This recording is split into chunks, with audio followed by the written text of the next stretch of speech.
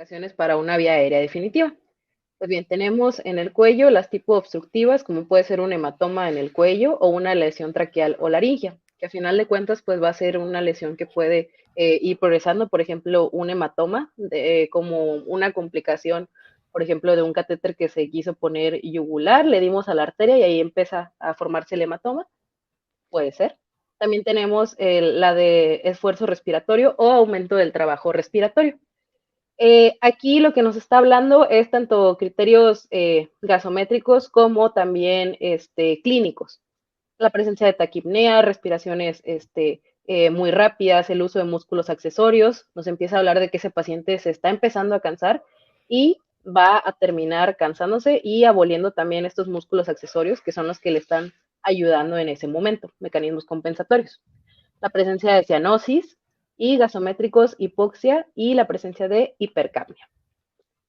El neurológico, uno de los más importantes, una escala de coma de Glasgow menos o igual de 8 puntos, que haya una presencia de deterioro neurológico, que haya presencia de hipertensión intracraneal o herniación, que haya parálisis neuromuscular, presencia de apneas o pérdida de los reflejos protectores de la vía aérea, como por ejemplo el reflejo tusígeno o el cierre laringio ante, por ejemplo, un paciente que tiene secreciones, que tiene sangre, no va a ser capaz de movilizar estas secreciones o proteger su misma vía aérea y pues se va a terminar broncoaspirando.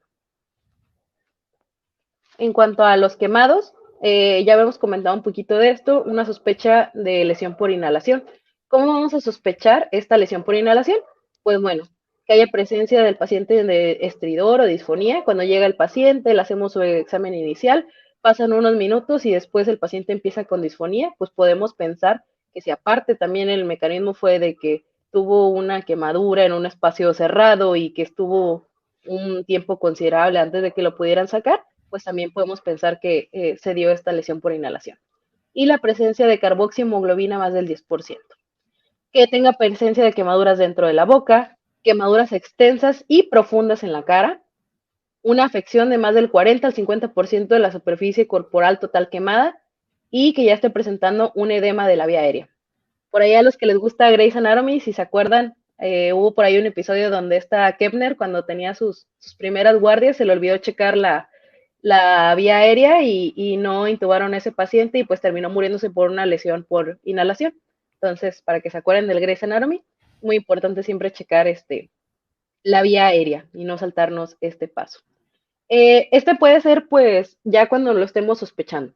Ante la duda, pues podemos intubar a ese paciente y ya posteriormente comprobar, por ejemplo, con una broncoscopía que efectivamente exista esta lesión por inhalación, pero pues ante la duda es mejor pecar de precavidos y luego ya terminar extubando al paciente. Si hay riesgo también de broncoaspiración, como ya comentábamos, que haya una pérdida de los reflejos protectores de la vía aérea o que ese paciente ya haya aspirado sangre o vómito, que tenga riesgo de aspiración o que ya haya aspirado y otros como fracturas maxilofaciales severas o la presencia de intoxicaciones, por ejemplo, por opioides, entra un poco en lo neurológico, tienen ahí la pérdida de los reflejos protectores de la vía aérea por la misma intoxicación. En general, todas estas situaciones son criterios que se podría llegar a considerar el clínico para realizarlo. Hay que tener mucho cuidado, hay que estar pegados con el paciente para detectárselos. Algunas pueden pasar desapercibido, como dice Carla, una sospecha de quemadura de la vía aérea. Ante la sospecha hay que intubar. Si empieza con alteraciones de la voz, alteraciones en la fonación, ya es la sospecha y hay que actuar porque si no el paciente cuando quieran intubarlo va a ser demasiado tarde.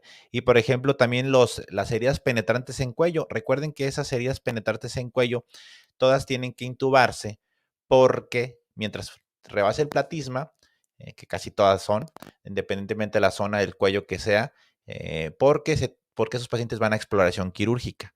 Claro, en medida de la urgencia, porque puede estar haciendo un hematoma, por ejemplo, venoso, que comienza a comprimir la vía aérea, o inclusive un arterial que es mucho más rápido a su evolución, necesitará intubarse, o inclusive hay unas heridas penetrantes, a lo mejor no lesionan vasos, pero sí pueden llegar a lesionar tráquea y necesita ferulizarse esa vía aérea. Así que eso en cuestiones de hematomas de cuello, o lesiones de cuello en general. En el caso de que el paciente tenga insuficiencia respiratoria, puede ser por un hemotórax, puede ser por algún contusiones pulmonares,